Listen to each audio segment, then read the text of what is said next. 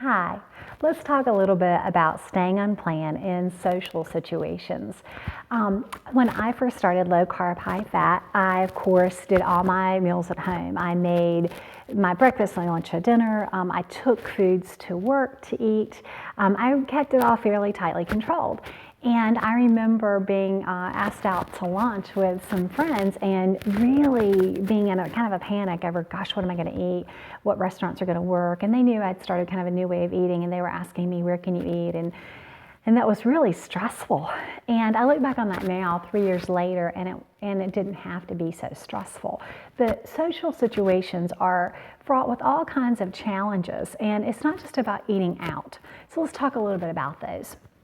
So first of all, if your friends or family, whoever you're interacting with, thinks that you're on a diet, that can present a huge problem. Most of the time when I've been on diets in the past, or if people think I'm on a diet, they think of that as kind of temporary deprivation to get you where you want to be with your goals. And I've been very clear when I started eating this way that this isn't a diet. This is how I eat now. And that's a huge, I know it sounds small, but that's really a huge distinction, because what I determined from reading Gary Taubes and others is that my body is carb intolerant. And again, that's borrowing from Drs. Finney and Volek, who talk about carb intolerance in their wonderful book, The Art and Science of Low Carbohydrate Living. And so they talk about being carb intolerant. And so basically, as I explain it to others, what I believe is that my body doesn't process carbohydrates well. It's almost like someone with a peanut allergy. And so when you think about someone with a peanut allergy, they don't want to eat peanuts because it doesn't make them feel very good. I don't want to eat carbohydrates because it doesn't make me feel good. Now here's the distinction. If I say to friends, oh, I'm on a diet, my friends are going to say to me, oh, just have a little bite of cake, just have a little bit of dessert. They're going to say, it won't hurt you. You can go to the gym. You can use the elliptical. You can go for a walk. We'll walk it off. We'll go to the mall and walk it off. And that's fine if you're on a traditional diet. But if you're doing low carb, high fat, the results are cumulative. And it isn't okay for me to go off my diet or off my way of eating, off my eating plan. Because if I go off plan, I'm going to feel bad. I'm going to feel bad physically. And I've talked about this before, because the carbs impact my body in ways that don't feel good. And I'm going to feel bad psychologically because after I've had this off-plan food, I'm going to think, why did I do that? I've done damage to my body. There's inflammation there that I wish wasn't there. So I'm going to regret it. I'm going to feel bad about myself. Why am I such a weak-willed loser? And I'm not a weak-willed loser. So that's the distinction for me. When I explain to people, not just this is a temporary diet and I'm not doing it for weight loss. When I explain that, I'm doing this for my health because I'm carb intolerant and it makes me sick. Let me tell you something. People don't like sick. So if you say, you know what, man, that dessert or that cake or that bread or whatever, that looks great. I really hope that you can enjoy it. But you know what, it would really make me feel sick. It would really make me feel icky. And thanks, but I'm just going to pass. I'd be great with just a cup of coffee with a little butter or heavy cream in it.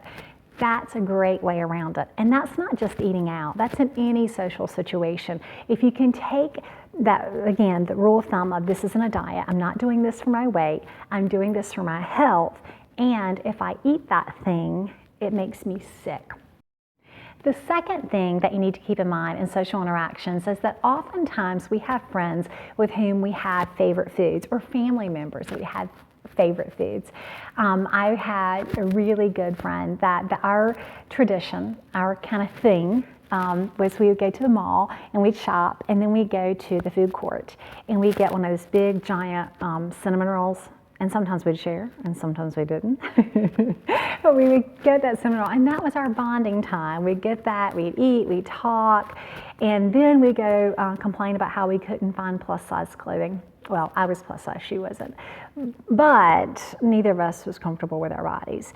And when I look back at that, a lot of that, what we loved about that time was us having that conversation uninterrupted, just that time together.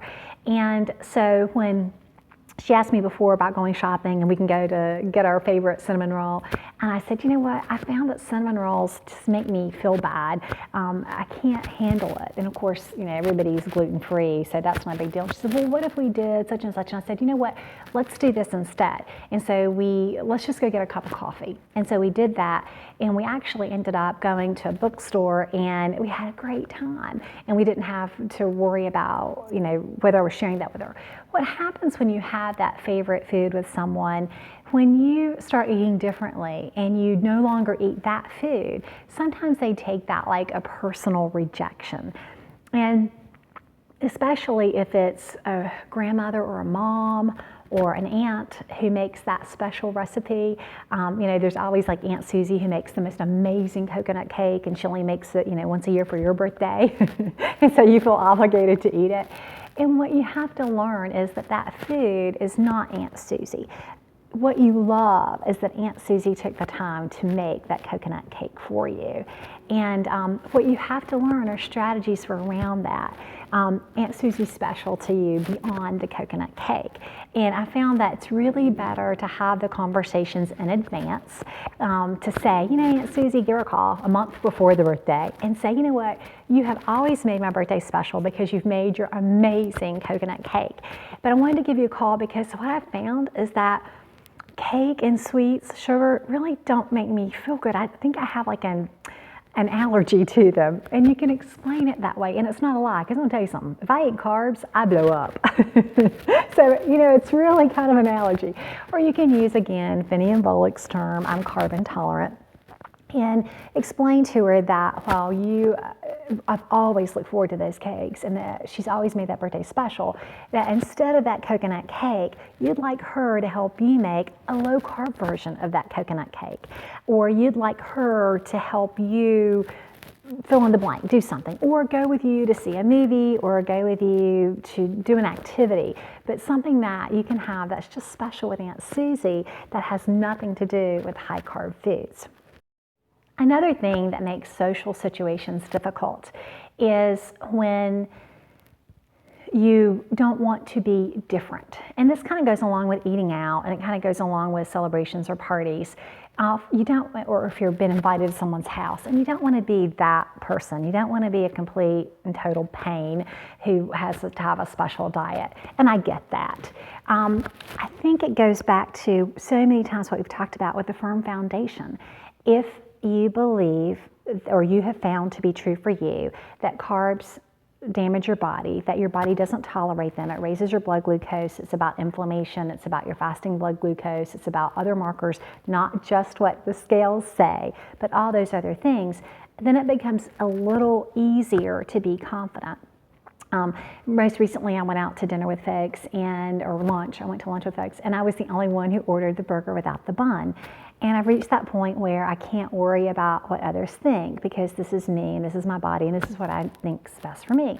But anyway, so I ordered the burger, no bun, got bacon, had a side salad with the burger, and was really enjoying it. And it was a huge burger, as most restaurants have. And one of the folks who was there with me looked at my plate and said, that is exactly what I should have had, because that's more than enough food.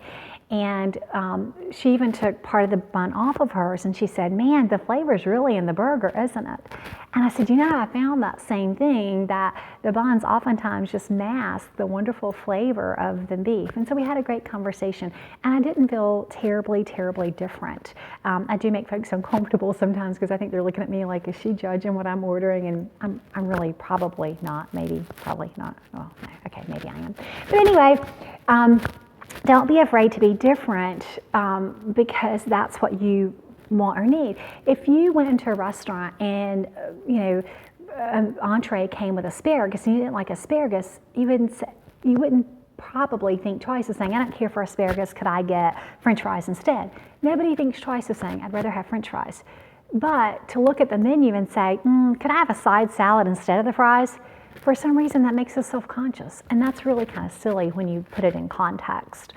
I think the other thing you have to think about with servers and waiters, and we'll do a video on ordering, In fact, I've got to do that very soon. But most of the time, your servers and waiters, the waiters and waitresses, they want to make you happy. I mean, gosh, they're hopefully going to get a tip from you. And you don't want to put them in a difficult position with the kitchen. But if you can say to them, I prefer to have this, can I get this? Oftentimes they'll accommodate that. And you simply have to ask. It's amazing what you can get in this life just by asking. Because folks, most of the time, don't want to give you a no. If you think about your own response to people, you don't want to tell people no if you can help it. And sometimes you can't tell them yes, but you can say, what about this instead? And sometimes you can navigate it. So don't be afraid to ask for what you need at a restaurant. Like, so we'll do a whole video on that and talk about eating out. But don't be afraid to feel different, because let me tell you a secret. If you're obese, if you have health issues because of your weight or metabolic disorders or how you eat, you're already different. When I couldn't shop at normal size stores, I was already different. When I was self-conscious about meeting new people, about being in social situations, about always feeling like the largest woman in the group or the largest person in the group, I was already different. The weight is what locks you into that prison where you don't have a lot of self-confidence, where you don't feel like you have a lot of options. When you start to own that, when you choose, when you make that decision of, I'm going to follow low carb, high fat because it is in fact healthier for me. Once you've decided that, once you know that, and it's not for everyone, but if you know it's for you, then I think you have to rest on that confidence of, this is what's best for me, this is what I'm going to ask for, this is what I'm going to give myself to know that I'm not different in the long run, so that I can be more normal, more healthy. You know, what you guys are telling me from the changes you're making, you're healthier, you're happier, you're more active, you're able to do things with your families, you're off of medications just as I am, and there is nothing social that replaces that freedom. I can't even explain it. I'm kind of getting at a loss for words. But my point is, on the social interaction, be confident in what you need and what you need to give yourself. And if you're invited to someone's house for dinner or for a party, there are several ways around that too. One of the things that I always do is I offer to bring something. Now, most folks take me up on it right away, so that's never been a problem. If I'm not in a situation where I could feel comfortable offering in advance, I'll just show up with something, because if you just show up with it, then it's certainly okay. Now, I don't ever take just mine, like, you know, this is my portion, nobody else can have any. I take enough to share. Most of the time, not always, but most of the time, a need that's going to be provided is okay. And so I'll take a side. There have been times when, you know, I've taken a whole set of meals, but again, I've taken enough to share. That's one easy way around it. Depending on the time of the party or the get-together, for example, let's say we're going to someone's house, we're going to enjoy a football game. The football game's at 2 in the afternoon. Then I might eat a really good lunch with lots of fat and protein. And then when I'm at that person's house, I don't need to eat anything. I might take jalapeno poppers or a buffalo chicken dip or a taco bake, because it's perfect for a football party. So I've taken enough to share and everybody enjoys it and I can eat there. Or if I'm only going to be there and we're leaving and we're not having dinner, I'm fine not to eat. I can drink my water, I could have a coffee, I could have a glass of wine, but I wouldn't necessarily have to eat. And that's okay. There are a lot of social situations where you can keep yourself busy and not eat. I had a lady one time who posed the question, I'm going to a wedding and I don't know what to do at this wedding because I don't want to offend the couple by not eating a piece of wedding cake. And I asked, well, is this a really small wedding? Oh no, it's 150 guests. And I said, well, it's a wedding. Do you really think that they'll know you didn't eat a piece of cake? I mean, 150 guests. I know at our wedding, the last thing on my mind was whether somebody had enjoyed the cake or not. And I couldn't help wonder if her motivation or her thinking, the flaw in her logic was thinking that anybody really would notice what she did or didn't eat. To be very, very truthful, and if you don't make a big deal over it, most folks don't notice what you do or don't eat. Now, they notice if you eat off their plate, I can tell you that. But most of the time, if you're busy talking and really enjoying the company, really enjoying the folks who are there, then they're not going to question whether or not you're eating. It's kind of a don't ask, don't tell kind of thing. If you're at a wedding, nobody's going to care if you ate the cake or not. And you can always take a very small piece and then sit it down on a table, while you're talking, and then casually walk away from it, or don't take any at all, which is what I typically would do. If you're asked about it, again, do your default with, and I'm finding that I don't feel good when I eat carbs. I'm finding that I have this skin condition when I eat a lot of sugar, and I really am trying to give it time to clear up. And that, again, be truthful about it. But those kinds of things don't offend people when you're very careful about it.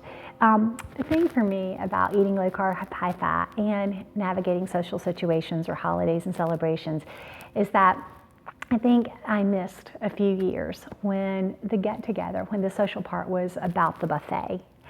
And what's wonderful now is I really don't care what's on the buffet. I either take something that I know that I can enjoy and that I can share. I eat well before I go and then eat after if I need to. But while I'm there, my focus is on the friends, the conversation, enjoying my time there.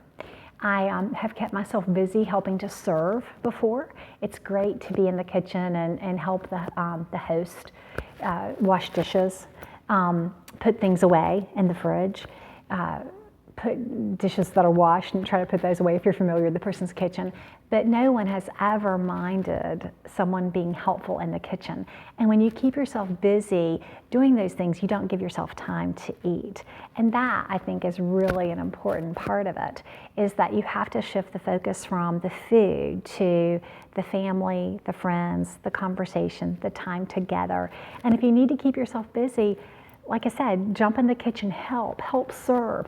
Oftentimes, if you're the last in the buffet line, everybody else is eating. They're not paying any attention to what's on your plate. They may be going back for seconds while you're just getting to first, and that's okay. If you busy yourself that way, then there's less time for you to eat, and there's less attention to your plate. I hope these tips have been helpful to you.